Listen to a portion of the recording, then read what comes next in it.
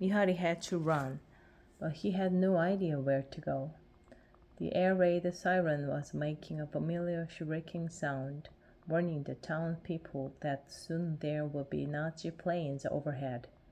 These planes were flying from Germany to Africa, and everybody in the town, even a kid like Mihari, knew that if the planes couldn't make it across because of bad weather, they had a plan B. It was to drop their bombs right here, onto this small town. Mihari tried to get into the nearest air raid shelter, but it was full. Go next door, he thought, to the butcher's shop. You could hide in there. Its shutters were down. A few grown-ups managed to find the key, and they all hurried inside. In the darkness, it became clear something was dangling down from the ceiling. It was hanging meat, but they saw this wasn't an animal. It was the wrong shape. As their eyes refocused, they realized it was the bodies of two men. They recognized them as the butchers themselves, shaking from their own meat hooks. Mihari ran again, deeper into the shop, only to run into the hanging body of a third man. They had been suspected of being collaborators with the fascists, so they had been killed. The air raid siren was still sounding, and Mihari hid there, close to the corpse. It had seemed to the body for some time that the other word had lost its mind. Mihari Csikszentmihalyi was born in 1934 in Fiume, an Italian town close to the Yugoslavian border. His father was a diplomat there for the Hungarian government, so Mihaly grew up on a street where people routinely spoke 3 or 4 languages. It was a family where people came up with big, sometimes mad projects. One of his big brothers was the first person ever to hang glide from Russia to Austria. But when Mihaly was 6, the war began, and the collapse happened, he told me. It was not allowed to play outside on the street, so he invented words of play within his own house. He would stage elaborate battles with toy soldiers that went on for weeks, planning out every move in this fantasy war. He spent a lot of his nights in chilly bomb shelters, sitting under blankets, terrified. You never knew what was actually happening, he recalled. When the all clear sounded in the morning, people would leave politely and go to work. Italy was getting too dangerous, so his family took him to a seaside town across the border named Opatia. But before long, the town was besieged from all sides. Partisans would come down and kill anyone suspected of collaborating with the invaders, while the Nazis bombarded from the air. Now, nothing was getting safe, Miari told me. I never found a stable world in which I could live. By the time the war ended, Europe was in ruins, and his family had lost everything. They got word that one of his brothers had been killed in the fighting, and another, Moritz, had been taken by Stalin to a Siberian concentration camp. By the time I was 10 years old, he remembered years later, I was convinced that grown-ups didn't know how to live a good life. After the war, he and his parents ended up in a refugee camp, which he found squalid and lacking in hope. One day, in these ruins of a life, Mihari was told that he was going to join a scout troop for boys in the camp, and he started going out into the wilderness with them. He discovered that he felt most alive when he was doing something difficult, like navigating a steep ascent or finding his way throughout a ravine. He thinks this experience saved him. When he was 13, he quit school because he couldn't see how all this other wisdom was going to help him when it had driven European civilization off a cliff. He found his own way to Rome, and he started working as a translator in that trashed, half-starved city. He wanted to get back out into the mountains, so he saved up for a long time to go to Switzerland. When he was 15, he was finally able to take the train to Zurich, and while he was waiting around for the transport to the Alps, he saw an advertisement for a psychology lecture. The lecturer was Carl Jung, a legendary Swiss psychoanalyst, and while Mihaly wasn't drawn to the content of Jung's ideas, he was thrilled by the idea of looking at how the human mind works in a scientific way. He decided to become a psychologist, but it turned out there were no psychology degrees in Europe.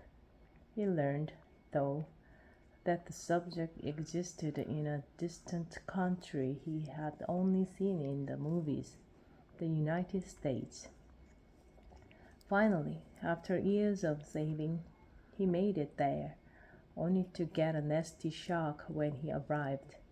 American psychology was dominated by one big idea, epitomized by a famous scientist.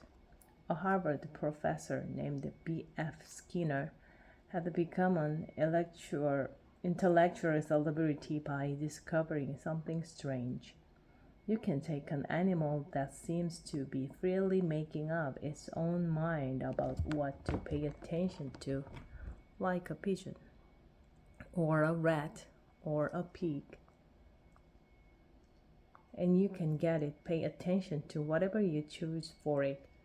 You can control its focus as surely as if it was a robot and you had created it to obey your whims. Here's an example of how Skinner did it that you can try for yourself. Take a pigeon, put it in a cage, keep it until it is hungry. Then introduce a bird feeder that releases seed into the cage when you push a button.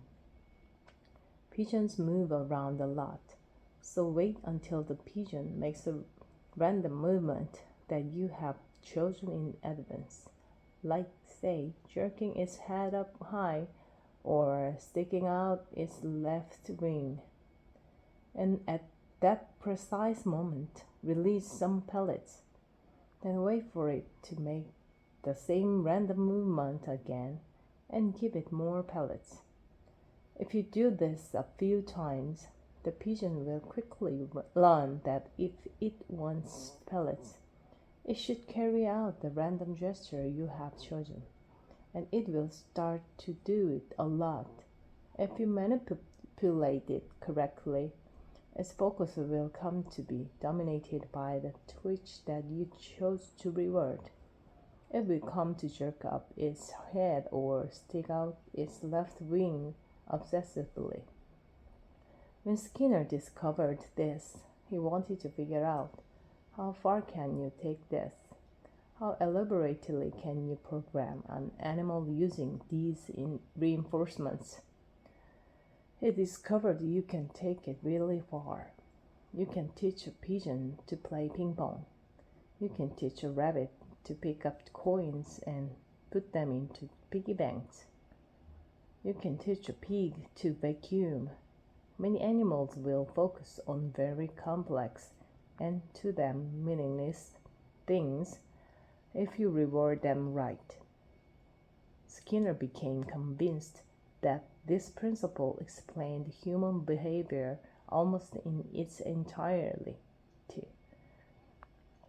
You believe that you are free and that you make choices, and you have a complex human mind that is selecting what to pay attention to, but it's all a myth. You and your sense of focus are simply the sum total of all the reinforcements you have experienced in your life. Human beings, he believed, have no minds, not in the sense that you are a person with free will making your own choices.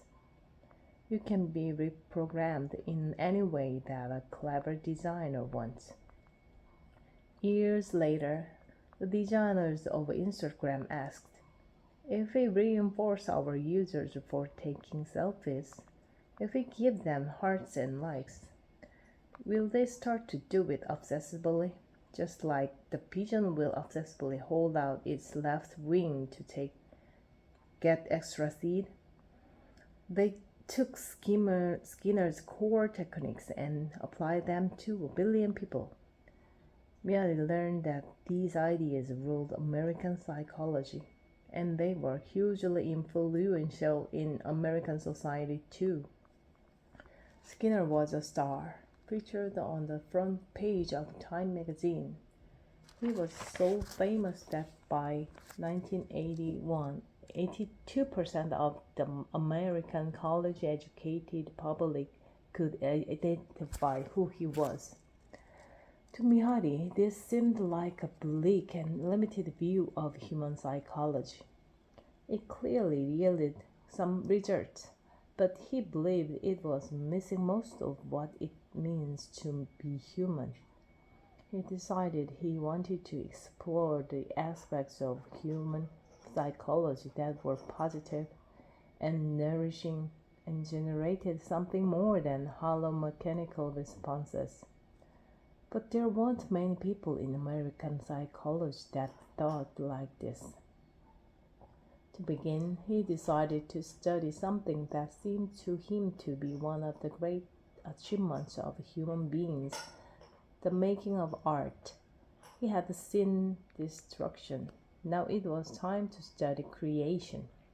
So in Chicago, he persuaded a group of painters to let him witness their process over many months so he could try to figure out the underlying psychological process that were driving the unusual kind of focus they had chosen to dedicate their lives to.